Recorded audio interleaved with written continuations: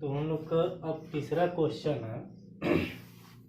तीसरा क्वेश्चन देखिए, ये इस टाइप का क्वेश्चन जो है कि पेपर में अक्सर पूछा जाता है। ठीक है, और ये क्वेश्चन बहुत ही इम्पोर्टेंट है, यानी इसमें एक एंगल दे देता है। ठीक, और एंगल में जो वेल्ड किया रहता है, इस वेल्ड की लंबाई पूछ देता है। तो सबसे पहले हम क्वेश्चन पढ़ लें, क्वेश्चन के बारे में हम समझा दें। ठीक है, तब इस क्वेश्चन को हम लोग हल करेंगे। ठीक, ओके। देखिए क्वेश्चन, देखिए एक चीज़ और मैं बता दूं, 2 क्वेश्चन हम बता चुके हैं। देखिए कम से कम हम 5 टाइप के क्वेश्चन बताएंगे। एक टाइप का क्वेश्चन बता चुके हैं। ठीक, ये दूसरा टाइप का है। इसके बाद अब हम तीसरा टाइप बताएंगे, यानी 5 टाइप के क्वेश्चन हम बताएंगे। और बेल्ट जुड़ के जितने भी क्वेश्चन हैं वो हम समाप्त करेंगे। और बकिया तो हम लोग क्वेश्चन लगा के या लोग अगर ना आई तो हम तो हम लोग के जरूर बताए। ठीक, ओके। तो अब क्वेश्चन हम उनका स्टार्ट करते हैं जा। तो क्वेश्चन में देखा ISA एक बारे में तो हम लोग के समझ जा लो कि आई का मतलब होता है इंडियन। ठीक है, एस का मतलब होता है स्टैंडर्ड। ठीक, तो ए का मतलब होता है एंगल, इसलिए इसको ISA शॉर्ट में हम बोलते हैं ISA इंडियन स्टैंडर्ड। ठीक है, एंगल। ठीक, भारतीय मानक कोणीय खंड। ठीक है, ओके।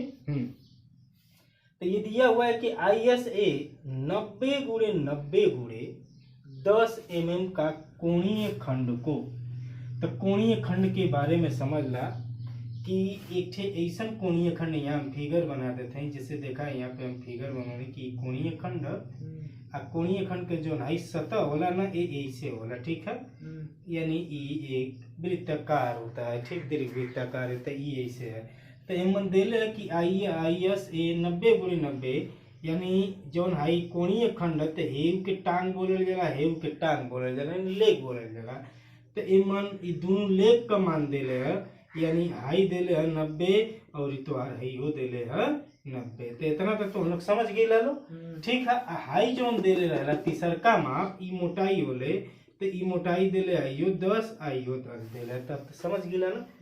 तो ई अनुप्रस्थ काट में 90x90x10, तो एक माप हमन का बोले जाए 90x90x10 से। ठीक है, आई कितनो लंबा हो सकेला, जैसे यहाँ पे हम फिगर में बनौले हैं कि हाई 90 है, इहो 90 है, हाई 10 है, हाई 10 है। तो कोणीय खंड के बारे में समझ गईला, क्लियर हो गई।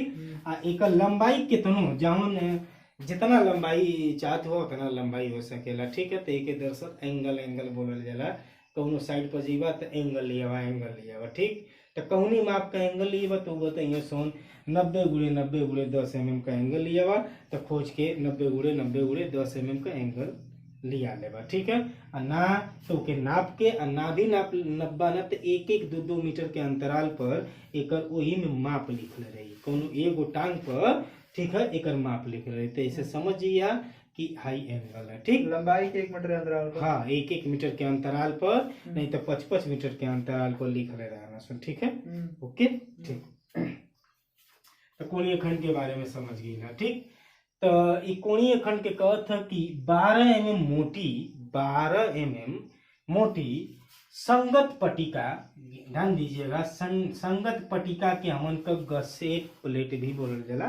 ठीक है, तो एक गसेट प्लेट बोलल जाए, तो यानी संगत पट्टिका के साथ। तो जो संगत पट्टिका देखिए यहाँ पे हम संगत पट्टिका बना चुके हैं, इसकी मोटाई जो है कि 12 mm है। ठीक है, तो ये इसको हम यहाँ पे लिखे हुए हैं गसेट प्लेट, यानी गसेट प्लेट ही आपका संगत पट्टिका है। तो इसको हम बेल्ट द्वारा जोड़ दिए, यानी ये एंगल है।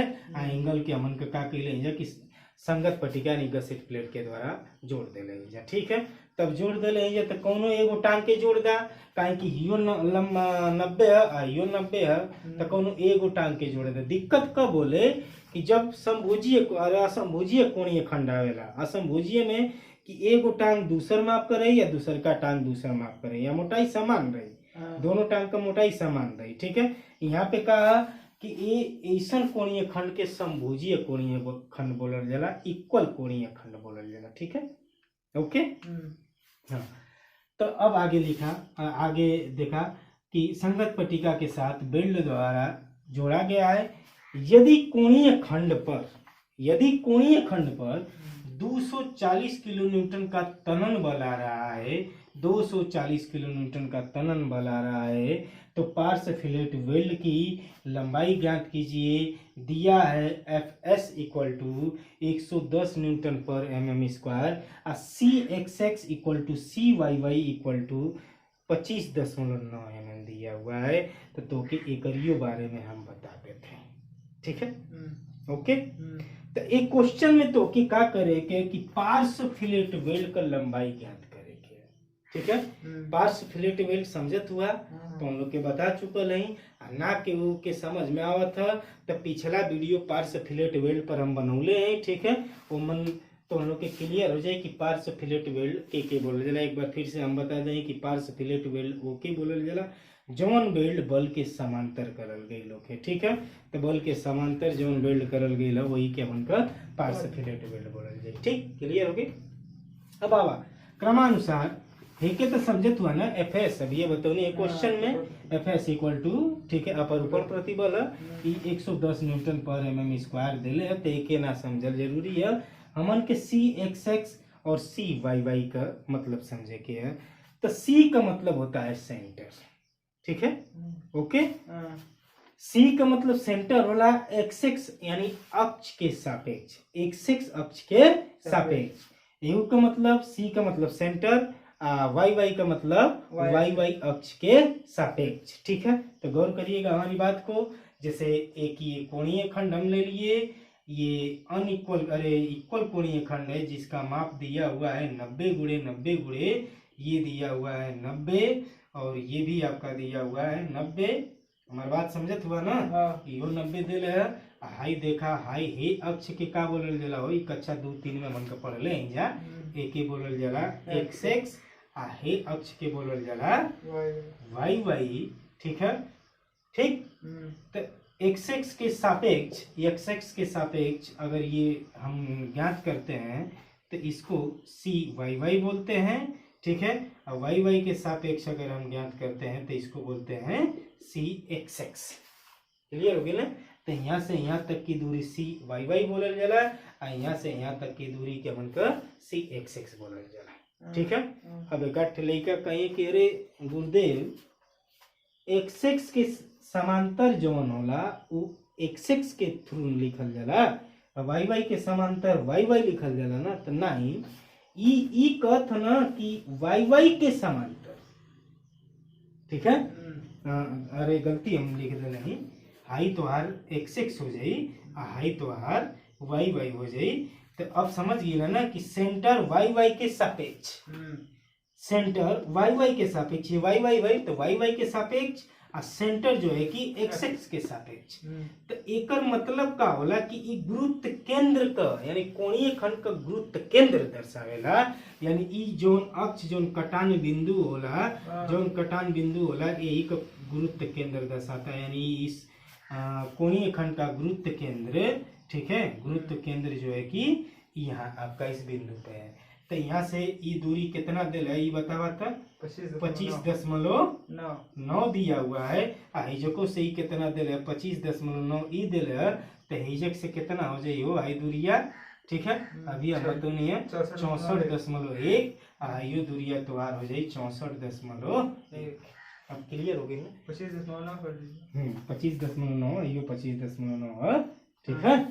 तो हे बाहर से कितना हो जाए 64.9। अब 64.9 होके समझ में नहीं आ रहा है कि कैसे आया हुआ है। अरे पागल कहीं का देखो हाई दूरिया कितना 90 हुए ना। तो हाई 25.9 है तो 90 में से घटा देगा तो है ना आ जाई। तो 90 में से घटेगा तो 64.1 आ गई।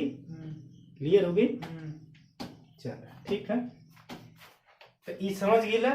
तो ई तो फिगर में तोके समझौनी है। तो यहाँ देखा अच्छी तरह से बनौले हैं, ठीक है। यहाँ से अच्छी तरह से बनौले हैं कि देखा हाई जो है कि हाई कोणीय खंड हुए और कोणीय खंड से हाई दूरी तो 25.9 है। आए ऊपर से दूरी जो है कि 64.1 है। ठीक है। फिगर के समझ में आवत है ना। फिगर देखा है 3D में देखा है इधर से देखा थे, ठीक है। इधर से देखा थे तो देखा है हेकर मोटैया दिखाई देता 10 एदने और यही दूरी दिखाई देता ऊपर। तो टोटल दूरिया कितना हुए 90 है ना। 90 हुए, ठीक। तो एजक से 25.9 हुए और ऊपर से 64.1 ठीक। तो एके तो समझ गिला लो। आगे चलो, आगे एगो चीज हम तुम लोग से और ही पूछा, बात के हमके बताइए लोग, ठीक है।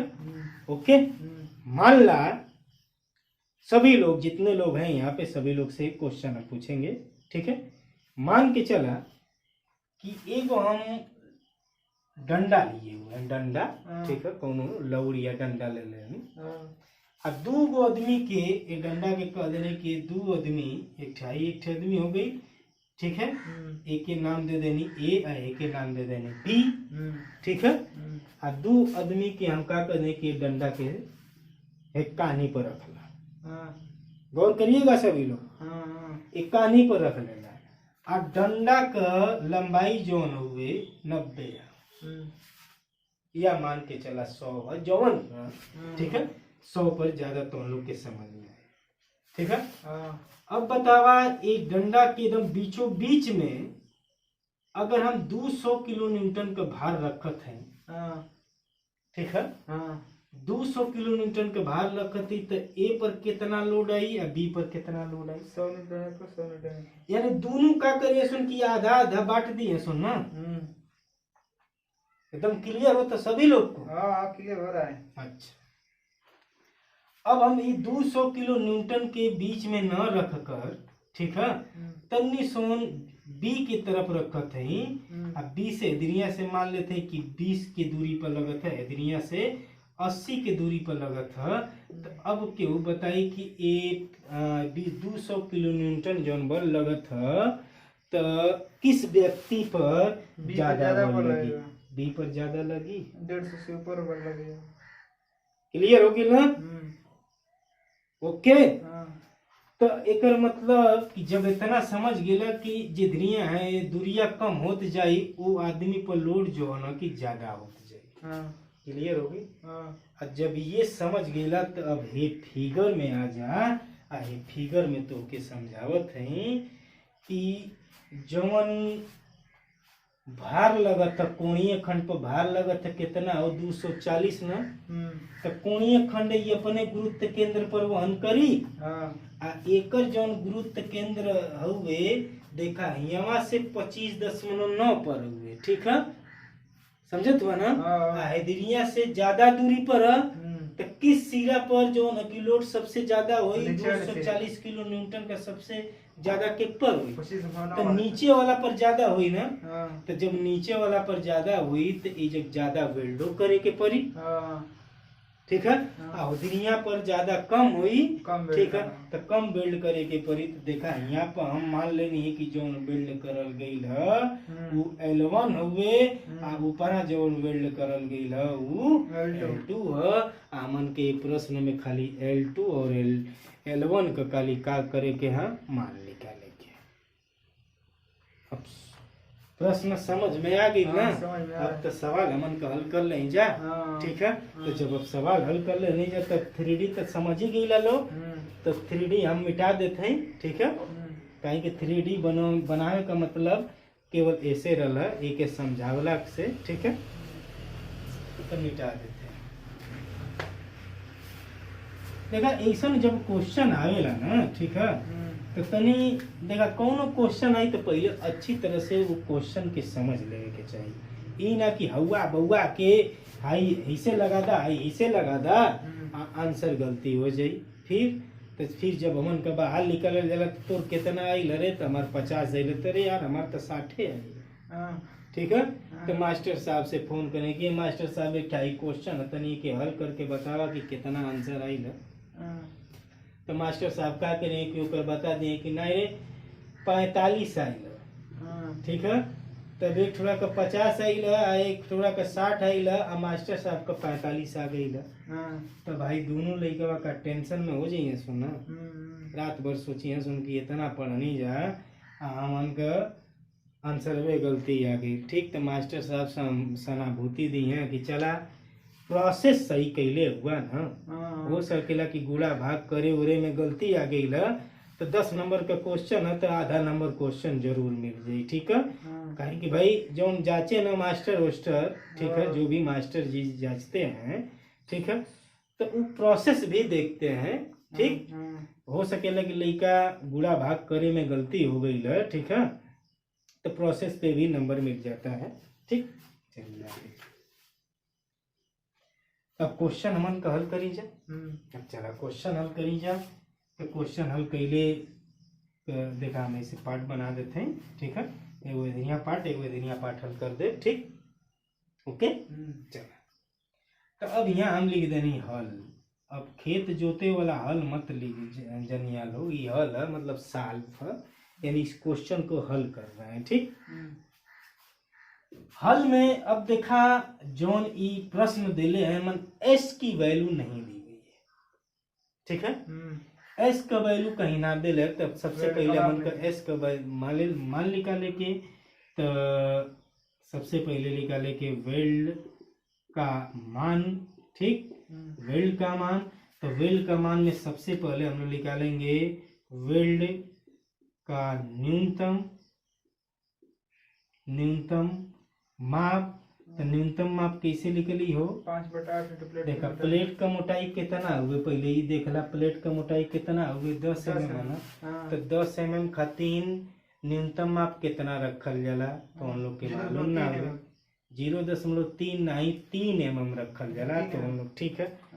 तो अब यही से ना देखा गड़बड़ हो जाते हुए, अब सवाल हम लगाओते हैं तो हम लोग थ्योरी पढ़बे ना कैला लोग।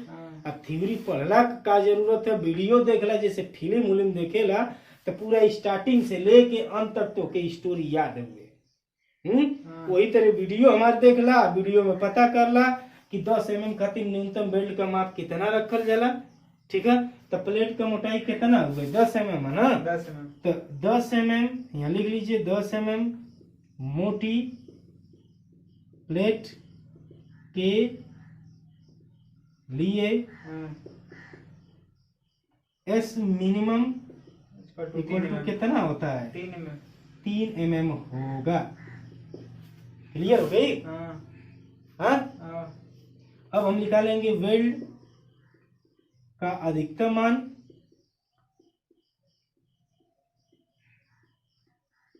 अधिकतम माप निकाले के, ठीक है। ई कैसन किनारा हुए, गोलाकार किनारा हुए, वर्गाकार गोलाकार वर्गाकार चपटी प्लेट आवेला, आ जितना कोणीय खंड होला, आई खंड होला, चैनल खंड होला, ओकर किनारा गोलाकार होला। तो गोलाकार खातिर कितना होला 3/4 इंटू प्लेट का मोटाई। अरे यार तो हम लोग एकदम हमके पागल कर देवा लोग, आपन तो पागल है ये हुआ लोग। बतावा तो ई वीडियो बनौला का हमन के कोनो मतलब ना है। घरमा तो हम लोग खाली मछरिया गिरई आ लेला पुदीना ये हो हसीना ये देखत हो वालो। अरे कम से कम हमन को लोड करत है जा वीडियो यूट्यूब पर, तो ओके कम से कम देख ला, 1.5 घंटा देख लवा तो कितना मजा आई।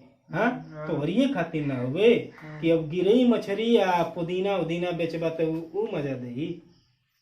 कम से कम देखा वीडियो है के, ठीक है। तो अब कितना रखल जाए गोलाकार किनारा के लिए, तो कोणीय खंड है ना, तो कोणीय खंड में लिखला गोलाकार किनारा के लिए, ठीक है। एस मैक्स इक्वल टू कितना हो जाएगा बोलिए 3/4 इंटू प्लेट की मोटाई, ठीक है। तो 3/4 इंटू प्लेट का मोटाई कितना हो 10 तक कैलकुलेट करा कितना होगी 30/4। हाँ बोला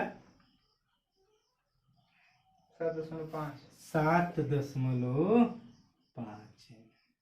अब तक क्लियर हो गई ना। तो एगो मिनिमम आ गई 3, एगो मैक्सिमम आ गई 7.5। तो एक कहे का मतलब है कि 3 mm से कभी कम ना वेल्ड करिया और 7.5 mm से ज्यादा वेल्ड ना करिया। तो कितना वेल्ड करे के कि ना वो 3 होके ना 7.5, 3 से कम ना होके और 7.5 से ज्यादा ना होके, तो कौन तो 5 mm या 6 mm, ठीक है। 5 या 6 mm ना समझ में आई तो सीधे सीधे का करिया कि 3 प्लस 7.5 जोड़ लिया, बटा में 2 कर लिया तो कितना आई लगभग 5 आई, ठीक है। 5 दशमलव कुछ आई तो लगभग 6 mm। तो ओके जवन तू चूज करबा वही के हमन के कहल जाला चैन। इतना तो इतना तो समझ में आ गई कि F max equal to 7.5 mm, ठीक है। एस मिनिमम इक्वल टू आया है 3 mm, ठीक। तो हमन के का करे के कि बेल्ट का एक ठे चयनित के लिखे के चयनित वेल्ड का माप, ठीक। तो चयनित वेल्ड का माप कितना रखल जाए तो एक बात के समझ ला, एस मिनिमम 3 mm आयल तो एक मतलब कि 3 mm से ठीक है कम ना रखल जाए, ठीक। एस मैक्स इक्वल टू आया हुआ है 7.5, तो 7.5 से अधिक हमन के ना रखल जाए।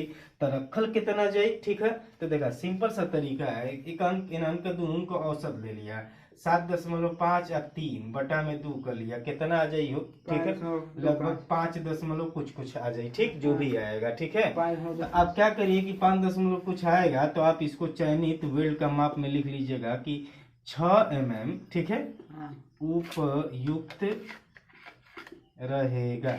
यानी बेल्ट का माप हमन का मान लेने जा 6 mm उपयुक्त रहेगा, ठीक। क्लियर होगी ना। अब आगे हमन के क्या करे के है कि जो ये पार्श्व फिलेट वेल्ड है, पार्श्व फिलेट वेल्ड का लंबाई निकाले के, ठीक है। तो चला सबसे पहले हमन का क्या करें जा कि पार्श्व फिलेट वेल्ड का एस की वैल्यू समझ में आ गई ना, ठीक है। एक बार फिर से समझ ला लो, एस का वैल्यू अगर ना समझ में आओ था तो देखिए वेल्ड का जो अधिकतम मान हुए 7.5 है, ठीक है, अब मिनिमम मान हुए 3, तो एक मतलब ये है कि इसके बीच में आप कुछ भी रख सकते हैं, ठीक है। तब कुछ भी रखला का मतलब है कि 7 रख सकेला, 5 रख सकेला, 4 रख सकेला। तो कॉमन रखल जाला तो लगभग ये सोचा जाता है कि जो मिडिल में आता है वही रखा जाए, ठीक। तो मिडिल में के लिए क्या करते हैं, औसत ले लेते हैं, ठीक। तो औसत ले लेवा तो जितना भी आए जैसे 5 दशमलव कुछ आया हुआ, कितना आया हुआ 5.25। तो आप का ऑप्शन होता है कि या तो 5.5 रखा नहीं तो 6 रखा। तो कैलकुलेशन के हिसाब से हम का कहीं नहीं कि 6 रख लेनी है, तो ठीक है। तो अगर हम 6 रख देनी है तो वही के कहल जाला चयनित वेल्ड का माप 6 mm उपयुक्त रहेगा, इतना आप लिख लीजिए, ठीक। ओके, आगे चलते हैं। ओके, चलिए आगे अब प्रोसेस हमन के क्या करे के है कि हमन का पार्श्व फिलेट वेल्ड का लंबाई फिगर जो है ना कि हम बता चुकल हैं, फिलेट वेल्ड का लंबाई, पार्श्व फिलेट वेल्ड का लंबाई एक बारे में हम तो के बता चुकल हैं। तो अब हमन के देखे के है कि जवन अवय है कोणीय खंड एक पर कितना लगा था, 240 किलो न्यूटन का लगा था। तो के हम बता दे हैं कि जवन कोणीय खंड का गुरुत्व केंद्र है जहां से 90 अंश का कोण बना रहा है वहां से कितना 25.9 और ऊपर वाले से कितना है 64.1 है, ठीक है। तो जिधरिया एक पर हम क्वेश्चन हम तो लोग के बता चुकल हैं, ठीक है, कि जिधर कम दूरी है उधर ज्यादा वेल्ड करे के पड़ी और जिधर दूरी अधिका उधर जो है कि कम वेल्ड करना पड़ेगा। अर्थात कहने का मतलब है कि जहाँ पे फोर्स लग रहा है तो जिस सिरे से कम दूरी है उधर वेल्ड ज्यादा करना पड़ेगा और जहाँ सिरे से इस फोर्स की दूरी अधिक है वहाँ अधिक कम वेल्ड करना पड़ेगा, ठीक है। तब हमन के देखे के है कि जौन पार्श्व फिलेट वेल्ड है, ठीक, तो 240 किलो न्यूटन में कुछ पार्श्व फिलेट वेल्ड ये वहन कर लेगा और कुछ पार्श्व फिलेट वेल्ड ई वहन कर लेगा, ठीक है। तो सबसे पहले हमन को मान लेगे कि माना ई P1 भार वहन करत था और यही जो है कि P2 भार वहन करत था, ठीक है। तो सबसे पहले अब निकाले के हमन के कहा कि P1 और P2 का मान निकाले के, तो सिंपल सा है। अब क्या करिए कि इस साइड लिखिए P1 और इस साइड लिख लीजिए P2, ठीक। और ये टोटल बल कितना लग रहा है बताइए, 24,000 न्यूटन में हम लेके चलत हैं, ठीक है। तो यहाँ से हाई दूरी कितना हुए हो 25.9 हुए और हाई दूरी कितना 64.1 हुए, ठीक है। क्लियर हो गई ना, 64.1, ठीक। अब हमन के क्या करेंगे कि कौनो एगो पर घूम लेला, ठीक है। तो कौनो एगो पर घूम लेला तो मान ला हम P2 पर घूम ले लेते हैं, ठीक। तो लिखा P2 पर घूम लेने पर, तो P2 पर घूम ले लेते हैं तो घूम बराबर का होला बल गुणे दूरी, ठीक है। तो देखा हाई जो बल लग रहा है ये ऊपर से नीचे की तरफ लग रहा है तो इसका डायरेक्शन ये हो गया और इसका डायरेक्शन जो है कि ये हो गया। तो दोनों क्या है एक दूसरे के, ठीक है, विपरीत है। तो दोनों को क्या करिए कि जब एक दूसरे के विपरीत है तो दोनों को बराबर कर लीजिए, ठीक है। ओके, तो P1 का गुण P2 पर लेबा तो दूरी कितना हो जाई हो, है ना, इनके दोनों की जोड़बा तो कितना 90 हो जाए, जो कि यहाँ पे हम लिखे हुए हैं 90, ठीक है। तो ये हो जाएगा P1 इंटू 90, ठीक है, इक्वल टू हम लिख सकते हैं अगर इसका गुण ले, ठीक है, तो ये कितना हो जाएगा 240,000 इंटू ये 64.1, ठीक है, तो P1 इक्वल टू कितना हो जाए, बोलिए कितना हो जाएगा। तो अब समझ में आ गई ना, P1 इंटू 90, ठीक है, इक्वल टू 2,40,000 इंटू 64.1, ते के हल कहीं नहीं है जब यही आवत है 1,70,933.33 न्यूटन। ठीक, क्लियर होगी ना। तो P2 की वैल्यू आप निकाल सकते हैं। तो P2 का क्या करे कि इसमें 2,40,000 में से इतना हम घटा दे, ठीक है, तो ये हो जाए 2,40,000 में से, ठीक है, कितना घटा दे 1,70,933.33, तो घटेबा तो कितना आ जाए 69,066.067 न्यूटन आ गई। ये दिखाई देता कि ना दिखाई देता, ठीक है, तो इतना आ गई ना। एक बार फिर से समझ ला, देखा कुछ लड़का ना समझत हूँ कि गुण कैसे ले लेना, ठीक है, तो बड़ा सिंपल सा गुण देखा, P2 पर हम गुण लेनी, मतलब ए पर हम गुण लेनी, तो गुण बराबर होला बल गुणे दूरी, ठीक है। तो हाई P1 जो ना कि बल लगत है यहाँ लगत है, आ पर गुण लेने तो इनके बीच का दूरी कितना हो जाएगा आपका, यहाँ से यहाँ तक का बीच का दूरी 90 हुए ना, ठीक है, तो बल गुणे दूरी यानी 90, ठीक है। तो इस डायरेक्शन में लग रहा है, तो एक और कल है नहीं, हाई जो ना कि हे डायरेक्शन में लगल है, तो एक और कल, अगर दोनों एक ही डायरेक्शन में लगल तो दोनों के जोड़ल जाइए, ठीक है, गौर करिएगा। तब एक हम अंक निकाल के, ठीक, तो इसका निकाले के तो 2,40,000 इंटू 2,40,000 इन दोनों के बीच की दूरी कितनी है 64.1 है, समझ गया ना, ठीक। तो अभी के कैलकुलेशन कहनी है तो P1 की वैल्यू इतना आ गई और P2 की वैल्यू इतनी आ गई, इतना हो गया ना। क्वेश्चन आगे चलिए, equal to P1 equal to आया 1,70,933.33 न्यूटन, इतना आई ना। तो ये P1 क्या है, बेल्ट का सामर्थ्य है, ठीक है। तो बेल्ट का सामर्थ्य यानी जो पार्श्व फिलेट वेल इधर किया गया है, ये कितना वहन कर रहा है, इतना वहन कर रहा है बल को, ठीक है, यानी 1,70,933.33 बल को वहन कर रहा है, ठीक है। तो अगर हम बेल्ट का सामर्थ्य निकालें, P1 का बेल्ट का सामर्थ्य निकाली, तो बेल्ट का सामर्थ्य इक्वल टू कितना होता है, आप जानते भी होंगे, कितना होता है P into L into FS equal to 1,70,933.33 newton equal हम पढ़ा चुकल है, ठीक है। तब न्यूटन हटा दा, ठीक है। अब कैलकुलेशन करते हैं, तो टी का कंठ का मोटाई है हुए, तो कंठ का मोटाई कितना होता है K इंटू S, आप प्रभावी लंबाई है ये, इस सिरे का अगर हम निकाल रहे हैं तो इस सिरे की प्रभावी लंबाई कितनी है आपकी L1 है, तो ये आपका L1 हो गया, ठीक है। ये FS इक्वल टू 1,70,933.33, तो K की वैल्यू कितनी रखी जाती है, ये चीज हम बता चुके हैं कि वेल्ड के कोण के अनुसार, ठीक है। तो वेल्ड का कोण यहाँ पे जितना मन का पड़े के वेल्ड का कोण जो है ना कि कितना रखल जाई 60 से लेके 90 डिग्री के कोण पर, ठीक है। तो 60 से 90 डिग्री होता है, तो इसके लिए K की वैल्यू होती है 0.7 होती है, ठीक है। तब हम क्या करेंगे कि यहाँ पर K की वैल्यू 0.7, S का वैल्यू अभी हम निकाल चुके हैं, S की वैल्यू कितनी है 6, और L की वैल्यू बताइए, L तो हमको निकालना ही है, FS की वैल्यू 110 इक्वल टू 1,70,933.33, तो L1 की वैल्यू आपकी कितनी हो जाएगी, बोलिए तुरंत, ठीक है। तो ये कितना आ जाए 369.98, ठीक है, mm, ठीक। तो एक ही हमन के लिख सकल जरा 370 mm, क्लियर हो गई ना। तो ई तो प्रभावी लंबाई हो गई।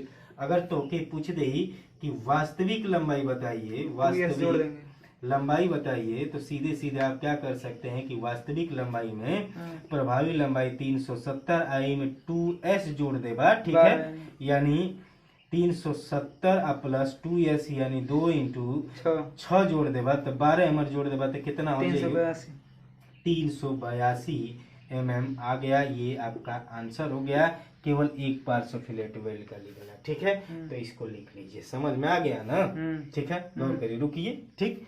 अब अगला हमन के निकाले के L2 का मान, तो L2 का मान तो जे तरह हमन का P2 अरे P1 का मान निकलने है जा वही तरह हमन का निकाले के L2 का मान। ठीक, तो सीधे सीधे ये तो होगी ना, एक ही लिख ले लो। ठीक, लिखने के बाद अब हमन के चलत हैं जा।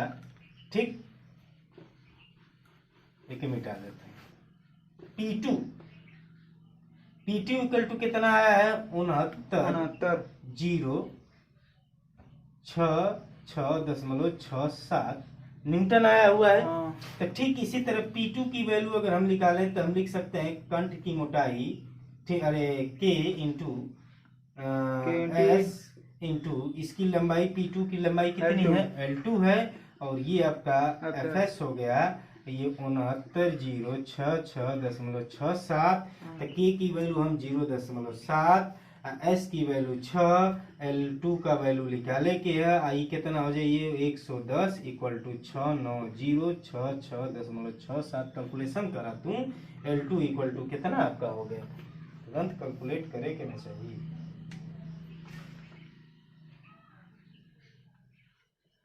149.49 हाँ 149.49 तो लगभग तुम्हारी हो गई 149.5 mm। हमारी बात समझत हुआ ना। यही पर अगर पूछ दे कि वास्तविक, ठीक है, वास्तविक लंबाई बताइए, तो जैसे उसमें हम बताए थे यानी 149 में कितना जोड़ दे 2s यानी 6 जोड़ दे तो ये कितना हो जाए 161.5 mm। ठीक है, ये दोस्तों ये आंसर हो गया, यानी 2 टाइप का क्वेश्चन हम बता चुके हैं। ठीक है, चलिए आइए तीसरा टाइप का क्वेश्चन देखा। ठीक, देखिए हटा